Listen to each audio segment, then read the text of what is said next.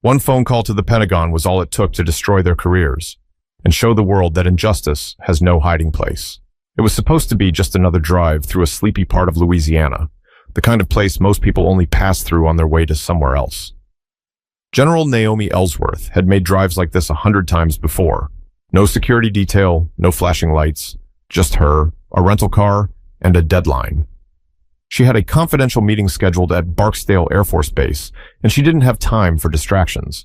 But somewhere between Lake Charles and Shreveport, just outside a tiny town called Mosswood, Naomi noticed the signal bars on her secure phone dropping. She needed to make a call, not tomorrow, not in an hour, right now.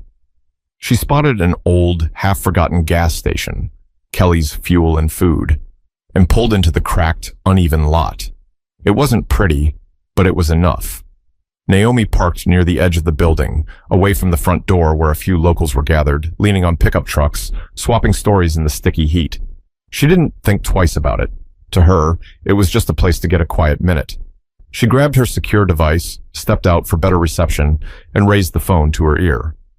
General Ellsworth, verifying identity, initiating briefing, she said, her voice low and professional. The Pentagon officer on the other end started the briefing immediately. Sensitive movements, real-time orders, things only a handful of people had clearance to hear. Naomi kept her eyes moving, casually scanning the lot the way she was trained to, but staying focused on the call. A few people near the gas pump started to glance in her direction. She didn't look like the folks who usually stopped around here, and certainly not someone in authority without a badge or a uniform. She wore jeans, plain sneakers, a loose olive green jacket, and a ball cap pulled low over her short twists. Ordinary clothes. Nothing that screamed four-star general, and that was exactly how she wanted it. But not everyone saw it that way. Inside the station, a woman named Paula Sweeney was watching from behind the counter. Mid-50s, tight blonde bun, permanent frown lines from a life spent judging everyone else. Paula didn't see a highly decorated war hero. She didn't even see a woman making a phone call. She saw what she wanted to see. Trouble. Paula picked up the old landline and called the Mosswood Police Department. She kept her voice low so the customers wouldn't hear. "Yeah, we got a suspicious woman out here by the pumps," Paula said. "Real shady. Might be on drugs or something. Acting strange. Y'all better come check it out." She hung up before they could ask too many questions. Across town, two officers heard the call over the radio and rolled their eyes. Nothing much ever happened in Mosswood. They didn't mind stirring the pot a little if it broke up the boredom. They threw on their sunglasses, jumped into their cruiser, and sped toward the station. Meanwhile, Naomi remained by her car, trying to stay laser-focused on the conversation. The Pentagon was relaying crucial information that couldn't afford to be interrupted, but she had no idea that trouble, real trouble, was already on its way. But just as Naomi reached for her next orders, she noticed flashing lights reflecting off the station windows, and everything around her started to shift.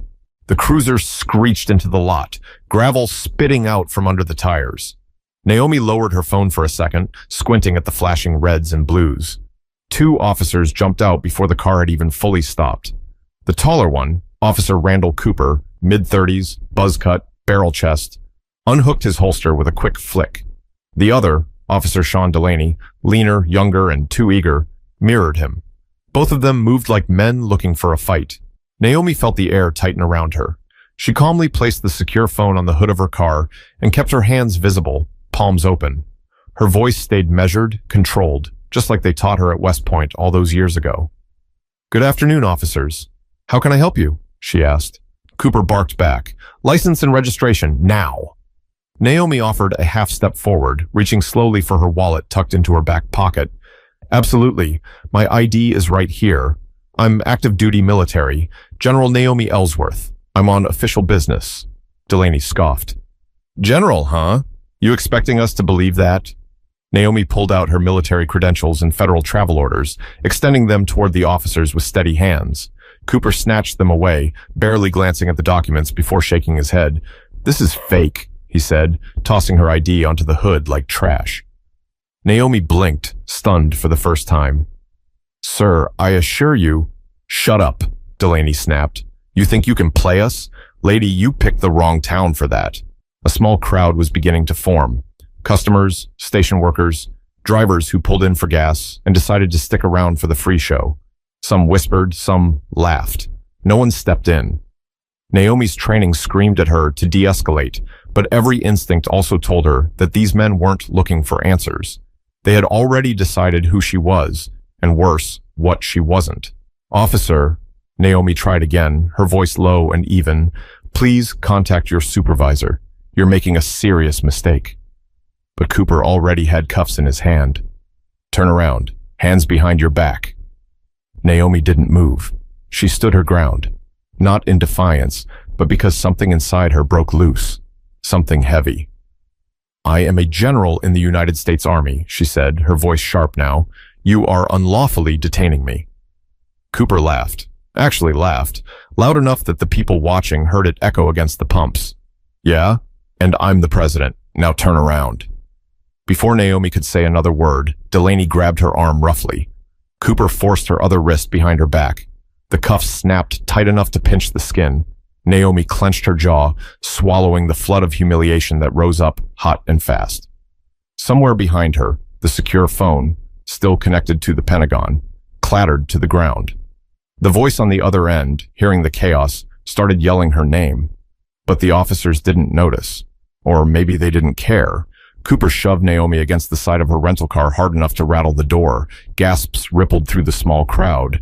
"Got her," Delaney said, like they'd just caught a prize. Naomi, breathing hard, stared straight ahead at the greasy window of Kelly's Fuel and Food, her reflection fractured into pieces by the dirt and grime. In that moment, she wasn't a general. She wasn't even a person to them. She was just someone to be thrown around, because they could. But inside the Pentagon, alarms were already blaring, and Naomi's disappearance wouldn't stay unnoticed for long. Back at the Pentagon, the secure call had gone from strange to alarming in under 60 seconds. Lieutenant Commander Bryce Hanley, sitting behind a wall of monitors in Washington, D.C., stared at the blinking line labeled Jen Ellsworth, secure. The audio feed was a mess. Background noise, scuffling sounds, voices shouting words he couldn't quite make out. Then, nothing but static. Bryce leaned closer to the mic. "General Ellsworth, this is Command Operations. Do you copy?" General Ellsworth, respond. No answer. He glanced up at his supervisor, Colonel Dana Sharp, who was already striding across the floor.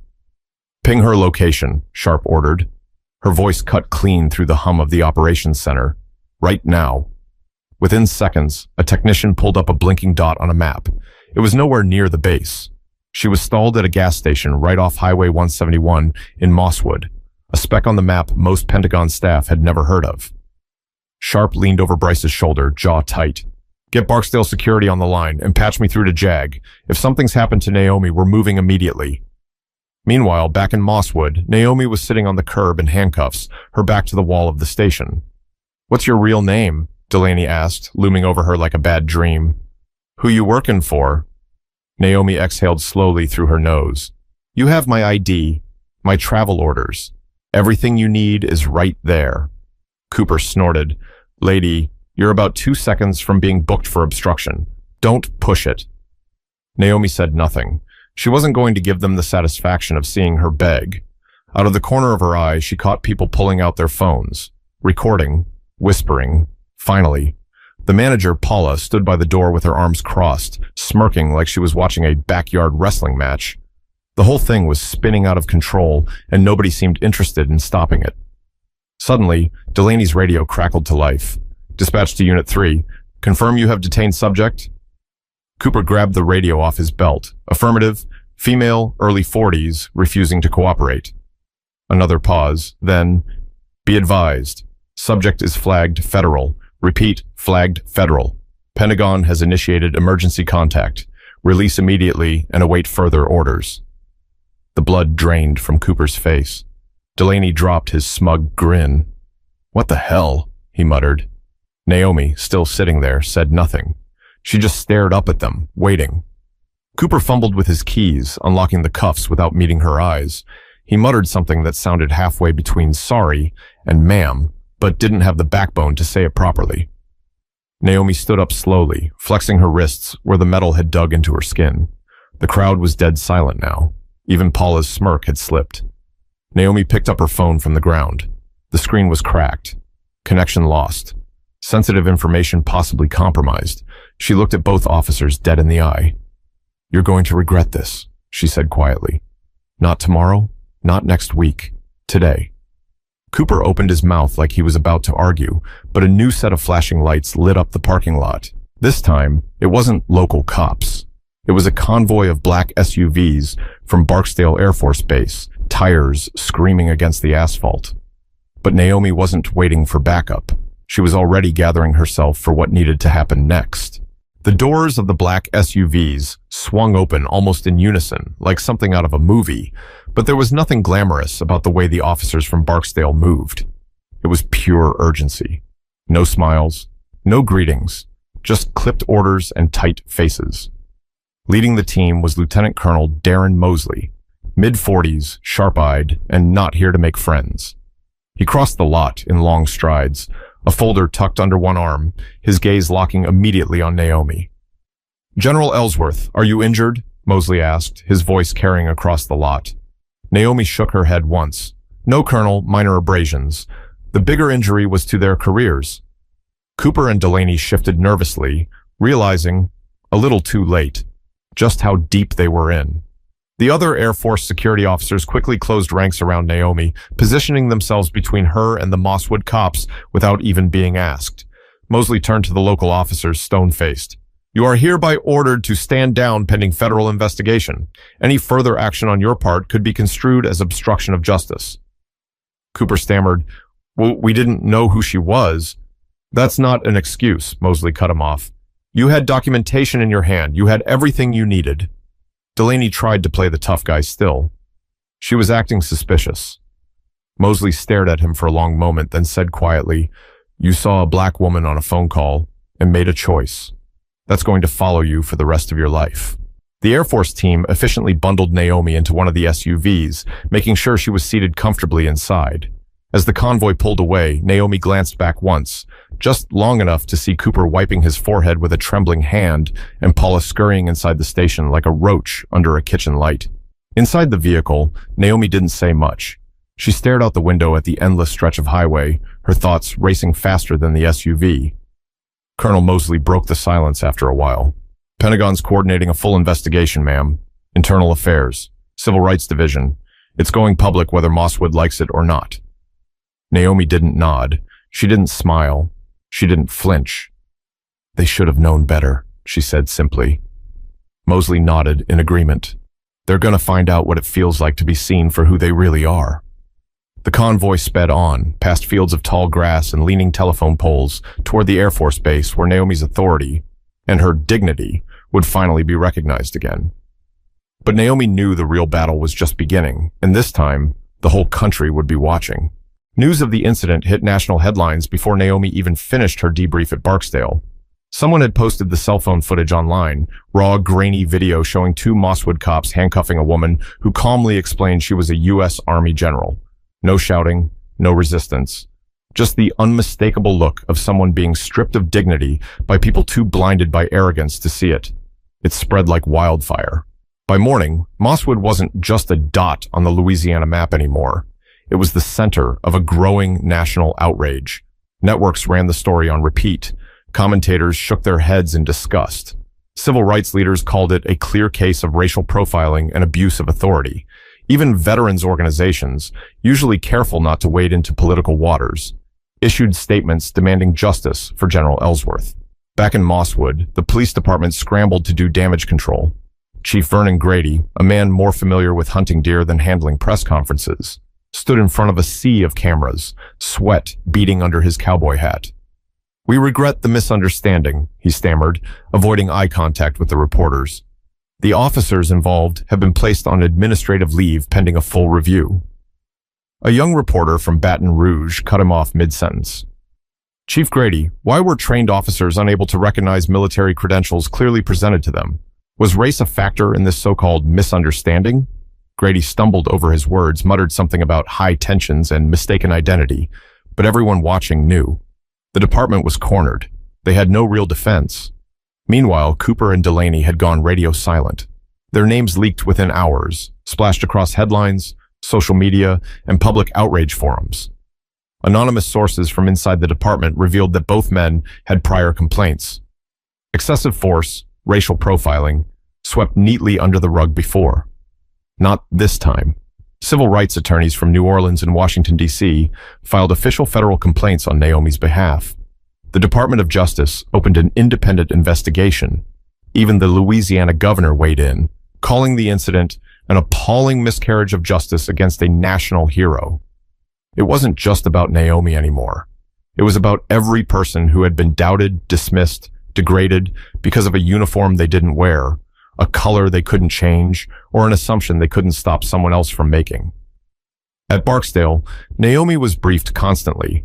Her lawyers, Pentagon officials, even White House liaisons calling for updates. She answered every question with the same steady voice she had used to command troops in war zones. But when she was alone, in the quiet of her quarters, the weight of it pressed hard against her chest. Not because she was surprised, but because after all the medals, after all the service, after all the sacrifice, in a dusty parking lot in Mosswood, none of it had mattered. Still, she hadn't spent her life running from battles, and she sure as hell wasn't about to start now. But if Naomi was going to speak, she knew she had to do it on her terms, not just for herself, but for every silent face watching her from the shadows. The press conference was scheduled for noon on a Saturday, outside the gates of Barksdale Air Force Base. Cameras were already lined up in neat, frantic rows. Microphones stacked 2 and 3 deep. Reporters murmured into phones. The air was hot, thick, buzzing with a different kind of energy. The kind that meant something important was about to happen. Naomi Ellsworth stood behind the podium, wearing her full-dress uniform for the first time in months. Medals gleamed against the deep blue fabric. Her shoulders were squared, her gaze unflinching. She wasn't here to entertain. She wasn't here to make anyone comfortable. Colonel Mosley stood off to the side, arms crossed, watching protectively. A few senior Pentagon officials flanked him, grim-faced. They had offered Naomi carefully worded talking points, diplomatic phrasing, a safe path through the minefield. She politely declined. When Naomi finally spoke, her voice was clear enough to cut through every rumble of traffic, every click of camera shutters. "My name is General Naomi Ellsworth," she began. "I have spent 29 years serving this country, leading soldiers, advising presidents, defending the ideals written into the Constitution. Yesterday, in Mosswood, Louisiana, none of that mattered." She paused, letting the words hang in the heavy air. "I was judged not by the content of my character, not by the uniform I've earned, but by the color of my skin and the assumptions made about me because of it." Reporters scribbled furiously, but Naomi wasn't speaking for them. She was speaking to the people who had seen the video, who had felt a familiar pang in their gut, a sharp memory of being doubted or demeaned or dismissed. "I'm not here today for an apology," she said. "I'm here because silence is not an option. Accountability matters, respect matters, human dignity matters, and none of these are negotiable based on someone's prejudice or someone's ignorance." Behind the cameras, members of the local community had gathered, Black families, veterans, students holding handwritten signs. Naomi caught glimpses of their faces, some angry, some hopeful, all of them waiting for something they hadn't seen enough of lately: real leadership. "Injustice is not new," Naomi continued, "but change only happens when enough people refuse to look away." She finished with no dramatic flair, no rehearsed slogan, just the truth. "I was not humiliated yesterday. They were, and history will remember it that way." She stepped away from the microphone without waiting for questions. The applause started small, a few claps from the crowd, but quickly grew into something real, something alive. As she made her way back toward the base, Naomi didn't walk faster or slower. She moved with the same steady pace she always had, one step after another, carrying more than just her own story on her back. Because she knew the world wouldn't change overnight.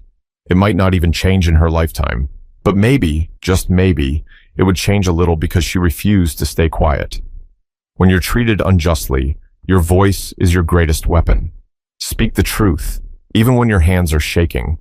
Someone out there needs the strength you show. If you believe in standing up for dignity and accountability, share this story. Speak up when you see wrong. Change starts with people willing to call it by its name.